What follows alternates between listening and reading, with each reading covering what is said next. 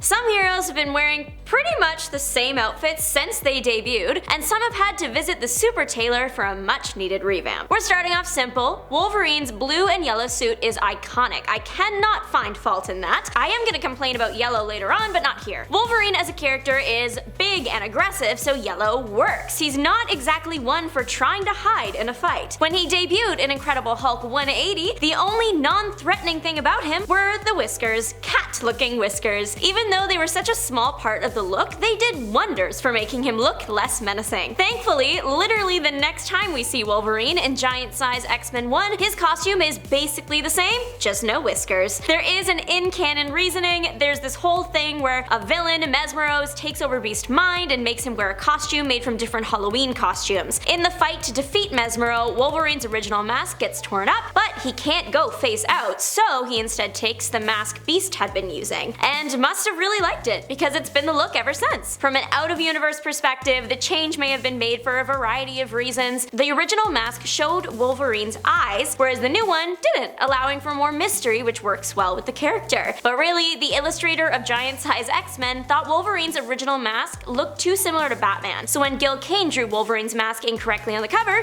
he liked the change and put it in the pages too. Black Widow's current costume works so well for the character, it's hard to imagine she ever had to fight in anything else. She did, and they were not good. Not even like design-wise, sometimes they were just impractical. The first few Tales of Suspense comics she's in, she's wearing wiggle dresses. I've tried moving in a vintage wiggle dress, just going up the stairs is mission impossible. So she not only needed a redesign to give her a better look, but she also needed one so she could actually fight properly. In Tales of Suspense 64, she does a more practical fighting fit, but it's also not great in my opinion. It's a fully blue suit with a really short cape and fishnet tights. She was basically wearing a Spider-Man suit, it was very similar. The boots let her stick to the ceiling, and she had a bracelet that would shoot a nylon line so she could swing around. In the 1970s, that is when the iconic Black Widow outfit we know today came into the picture, thanks to artist John Romita Sr. I personally think the all-black suit works better for her, it makes it easy to sneak around, and fits the image of a Black Widow better than blue. I love Iron Man, so this does hurt a little bit, but we do have to acknowledge that the first ever Iron Man suit wasn't the prettiest. I know that it was built in a cave with a box of scraps, but I think we are all glad that Tony improved on the design when he escaped said cave. Even then, the first official Iron Man suit was pretty clunky and didn't move super well. We didn't even get the iconic red and gold until a few designs later. The first redesign was all gold because, according to Tony's love interest Marion, the gray is awful and dull, whereas gold would make him seem more like a knight in shining armor. Tony also changed it because the gray apparently is frightening to everyone, friend or foe, but gold will be frightening to just foes. I love the logic of the 60s. Tales of Suspense 48 is when the Iron Man that is popular today makes his first appearance. The gold suit was way too heavy, so Tony redesigned it to be made of lighter material so he could fight better. And the red?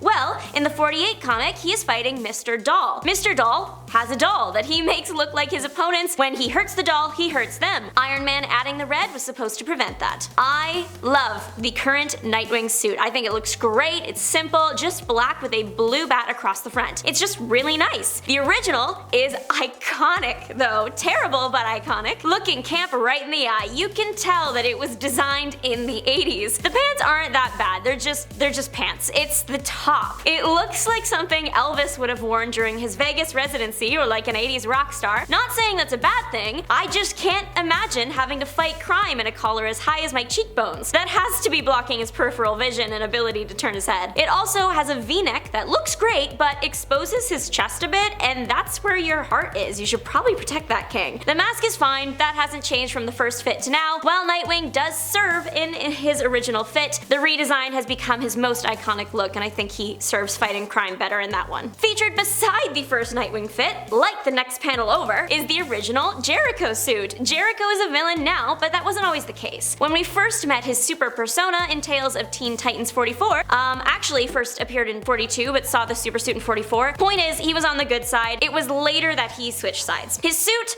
looks like an 80s colorful Thor. He's got a pink, I'm assuming armored vest chest piece. The belt is massive. It looks like he has a cape, but it's actually a blue hood. At this rate, the Teen Titans will soon be touring the US as the hottest 80s rock stars. I think my biggest issue with the original suit is that it has a very loose white turtleneck.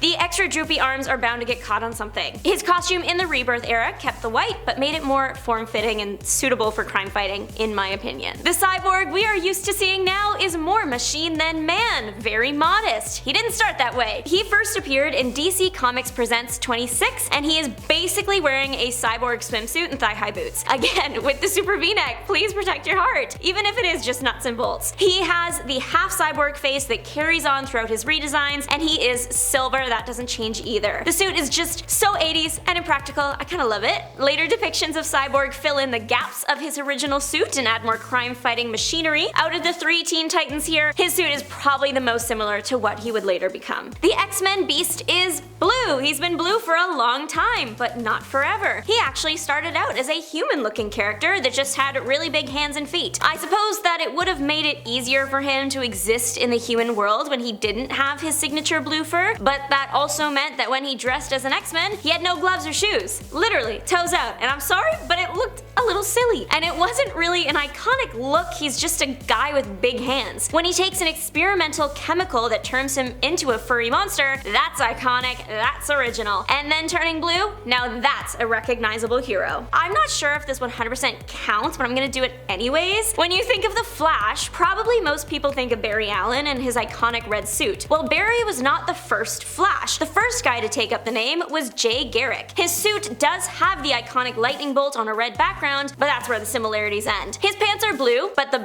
worst part of the getup is the helmet. The character is based on the god Mercury, who wears something super similar. I wasn't around in the 1940s, so I'm not sure how I would have felt seeing it then, but I know how I feel now. It's such an interesting choice, and it doesn't have a chin strap. Wouldn't it fly off? That's a safety hazard. This man runs faster than the speed of light. Getting hit with his flying helmet would take you out for sure. It also just looks a little silly. I think it was a cool idea to base him off Mercury though. I will say I quite like the Barry Allen Flash fit. No possible projectiles from that one, and to me, I just find the solid red to be more cohesive and visually appealing. Daredevil now. Amazing outfit. The original though, just doesn't make sense. Daredevil can't see, but any villain can see him coming from a mile away. He looks like a hazard sign. The all red is definitely more menacing, practical, and stylish. The reason he was bright yellow and red at first is because that was his dad's boxing robe colors, so the suit was a tribute. It's really sweet, but also really visible. In Daredevil issue 1, the suit is hand-stitched by Matt out of old shirts and presumably the robe. I think he knows he's using yellow because he says that each colored fabric has a different feel to him. Matt does make a point of noting when the costume is done that Daredevil will be recognized anywhere. Bright yellow can achieve that, so while he's establishing himself in the super scene, the choice is a good one. This outfit does not last long. In issue 7, it's changed to the full red fit we usually see Daredevil wear. The new red suit design is modeled after the way the Christian Devil is often depicted, which makes sense to me. The design change was addressed later on in a Level with Daredevil section. Turns out, when Wally Wood became the new illustrator, he just didn't like the Daredevil costume and decided to change it. We just talked about Arabian Knight a few videos ago, and he fits in here too. Maybe not for the same reasons. See, he desperately needed a redesign because his original concept was a bit racially insensitive. Editor Andy Schmidt is quoted saying the first version of Arabian Knight was just a visual stereotype with no real character behind him. The original had a special magic carpet that would only respond to his mental commands, and his weapon was a scimitar. He also had a belt sash that again would only obey his mental commands, so it could be used as binding or a weapon. In the new version, the magic carpet got unraveled and made into a suit for Arabian Knight that still gives him all the same powers the carpet had had. The new guy was also given more of a backstory and was designed to be less of an insulting stereotype as described by Schmidt. Thanks so much for watching. Don't forget to like, subscribe, and make your mark on the comment section down below. Let me know which super costume you could erase from history if you had the chance. This is Juliana signing off. Bye!